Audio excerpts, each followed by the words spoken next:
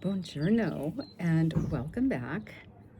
You know what? I've tried to do this video I think I've done it 5 or 6 times and I've scrapped it mainly because there's something going on in the background, or can you hear that? Or somebody comes out and wants to chat in the courtyard. What's going on over there? I don't even know what's going on over there. But anyway, welcome back. I hope everybody's doing well. I have been here in Florence. And by the way, I live outside of the door. So I don't live in Florence City Center. There are four doors. I live outside the door. So I live, I guess, in Florence, but in the Tuscan hillside. You can see how beautiful it is today. It's stunning. It is Easter Sunday, so I'm wishing everyone a happy Easter and a happy Passover and a happy holiday, which and whatever holiday you celebrate. There is some background noise. I think that's just kind of the way it is. Anyway, things have been busy here. I've been here 90 days, almost 90 days. I am still practicing my Italian. I am seeing Greta at the ABC Machiavelli here on Via de Barbie.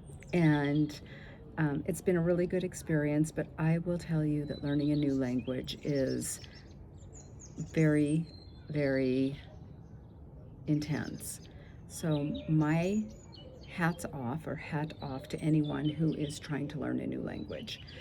I think obviously when you're younger and you're learning a new language, your brain is just more malleable. Anyway, I'm learning my Italian. It's been very, very good for me, good for my brain, my mind. I've been learning a lot about the culture of Italy, and it's interesting, all the different things I've learned. I love living here. I do think that life is much easier here for a lot of different reasons. Firstly, I can walk to everything, and I do walk about 5 to 6 miles a day. That's just kind of average, and it's really because I don't have a car, so I don't have a choice. So I'm always lugging my groceries up the hill. I have found ways to get around it, kind of. I found a grocery store a little bit, not a grocery store, but a mercado down the road. And I think I just maybe even eat less because I don't want to have to lug everything home. I love my neighbors. I have a lovely, lovely group of neighbors. I love my daily routine. It's, like I said, I spend a lot more time outdoors here than I do at home. I spend probably 5 to 7 hours outdoors here, where at home I'm spending at least 5 to 7 hours of the day indoors or in a car. So this has been so good for me, physically, I would say, and kind of spiritually. I am still seeing Mattia down in city center. I am lightening my hair so that I can start to let the gray in the front come in, kind of the preparatory work. I love him. I think that this is one thing I have definitely noticed here with a lot of the artisans, whether it's a hairstylist, whether it's a baker, whether it's a sculptor or a photographer or whatever it is. I notice that people take immense pride in their work. I'm not saying everybody, I'm saying my experience has been that people take painstaking pride in their work, in their craft, in their art. They want you to walk away happy. They want you to take the same pride in their work. And I notice with my hairstylist,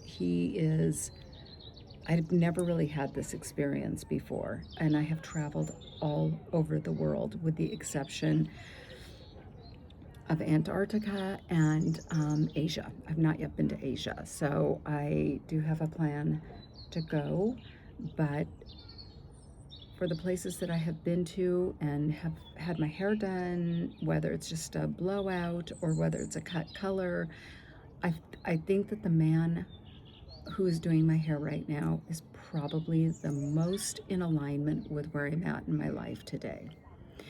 I know this sounds so cheesy, I feel like he sees me.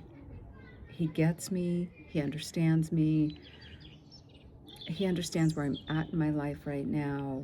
And what that means really is I don't want to spend a lot of time on my hair, but I still want to look really good. I want to look like I take time doing my hair, even if I'm not taking time doing my hair. So, um, yeah, he's just so lovely. And very honestly, pretty much everyone who I've come into contact here in Italy with, whether it's a salesperson at one of the local stores here, or the cheesemaker, the formaggio um, producer, the bakers, everybody is so prideful, kind, gentile. And oh my gosh, I don't know if I told you this, but I had somebody drop off olive oil to the house. I bought 4 bottles of olive oil and they dropped them by the house. And I love this particular olive oil. I actually use it on my skin and have loved it. And I don't know, just being here has opened a portal for me that I didn't even know needed to be opened, or didn't know it was something was missing. Well, I knew something was missing, but I didn't know exactly what. So I've made so many lovely friends, so many kind people, lots of expats, lots of Italians, lots of Italians from all over the country. And I think this was the smartest thing I've ever done next to having my child. I would say my child is probably one of the most important um,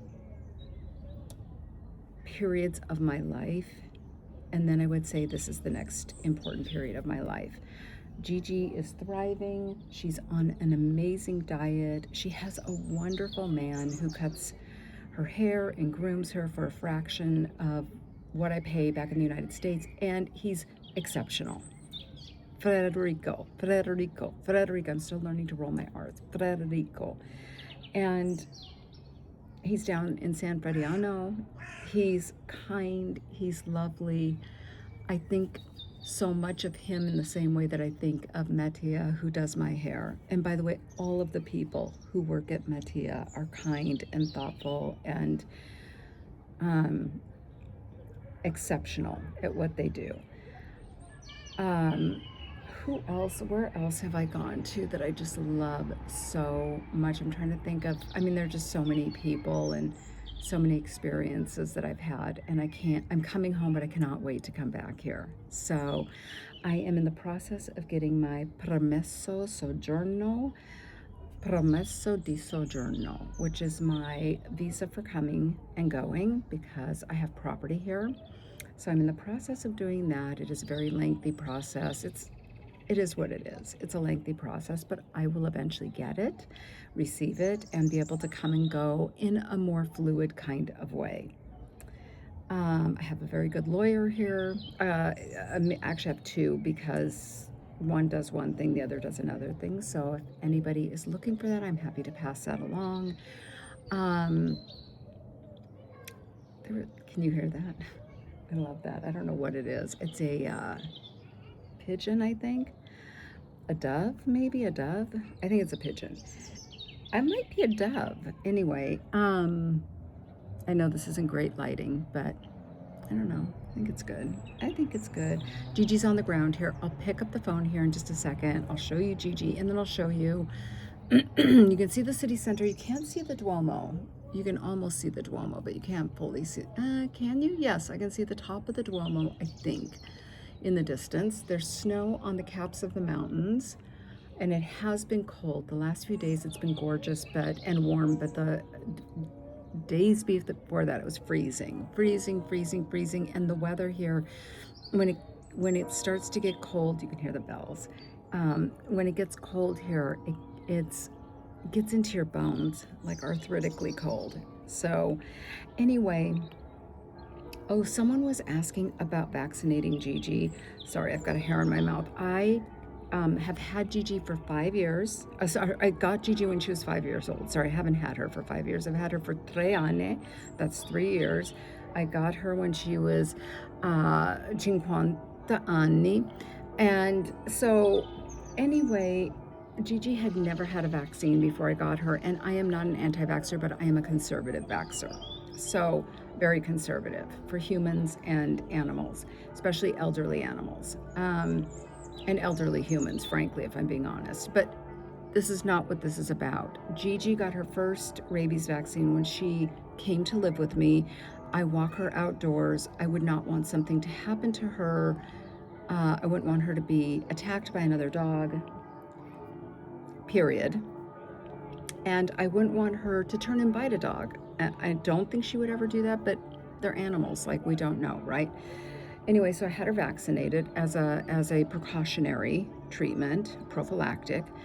And then I had to get her vaccinated when I came here. Now, the vaccine is a 3-year-long rabies vaccine. So she does not have to have it every year. And who knows, with everything that's going on in the USDA, I think they're finding more and more that too many things were happening, like too many vaccines were being given, or I don't know. I really don't know. But, what I'm saying is things might change over time. Isn't that lovely? I think it's lovely. And I really don't ever get tired of hearing it. But the weird thing is, half the time I have no idea why the bells are going off. But I'm sure there's a reason for it. Today is Easter, but this is not unusual for a Sunday at all. The bells go off all the time. Let's see, what else can I tell you? If I had an elderly pet, which I did have an elderly pet, I don't think I would start vaccinating my elderly pet to bring them to Europe. What I think I would do is come and go to Europe, come, then go home, come and go home. So get your dog an elderly dog care person, and while you're gone, and come and go and start to set up a life here, but don't bring your animal. And then one day when your animal passes, which is gut wrench, I don't need to go into all of that, but it's a heart ripper. Then you come either with your younger pet, or you come by yourself, and it'll be I don't think it would be right to bring an elderly pet if they are not well, especially, like, meaning they have dementia, or if they can't hear, or if they can't see, or if there's a reason that it could confuse them and cause their life to be prematurely appended. So that's that. Let's see, what else? I don't know. I hope everyone's well. I'm going to pick up the phone. I'm going to show you where we're at. Here's Gigi. There's Gigi sitting on the ground. She loves this. Anyway, I'm going to do this.